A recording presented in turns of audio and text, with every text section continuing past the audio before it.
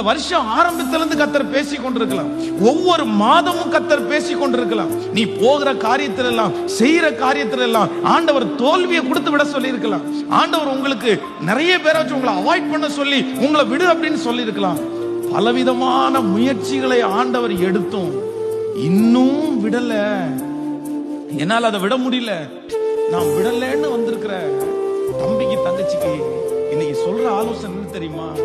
எப்பா, டைம் வாராகிறதுக்குள்ள, நேரம் கடந்து போகிறதுக்குள்ள, உனக்குன்னு குறிக்கப்பட்டிருக்க அந்த டைம் முடிகிறதுக்குள்ள நீ விட்டுரு. அந்த டைம் முடிஞ்சதற்கு பிறகு யாராலையும் அந்த நேரத்தை உன்னுடைய வாழ்க்கையில கொடுக்க முடியாது.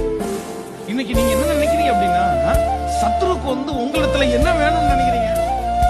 உங்களுக்கு என்ன வேணும்? சத்துரு ஒரு தேவனுடைய பிள்ளையோட பிசாசு ஒருத்தன் போராடுறான் அப்படின்னு நினைச்சா, நான் சொல்றேன், உங்க சட்டையோ, உங்க பேண்டோ, உங்க அழகோ, உங்களுடைய காரோ, உங்க பைக்கோ, இல்லைன்னா உங்க செல்போனோ அவனுக்கு தேவை கிடையாது.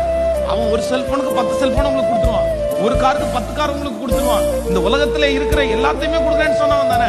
எல்லாமே நான் சொல்றேன், ஆண்டவரை விட்டு போன உடனே உனக்கு அது போயிரும், இது போயிரும், எல்லாமே போயிரும் அப்படின்னு நான் சொல்லல. அதெல்லாம் சொல்லல. அவனுடைய ஒரே ஒரு பிளான் என்ன தெரியுமா? ஆண்டவரை விட்டு உன்னை பிரிச்சிடும். அவ்வளவுதான். நீ ஆண்டவரோட இருக்கும்போது மட்டும்தான் பாதுகாப்பு.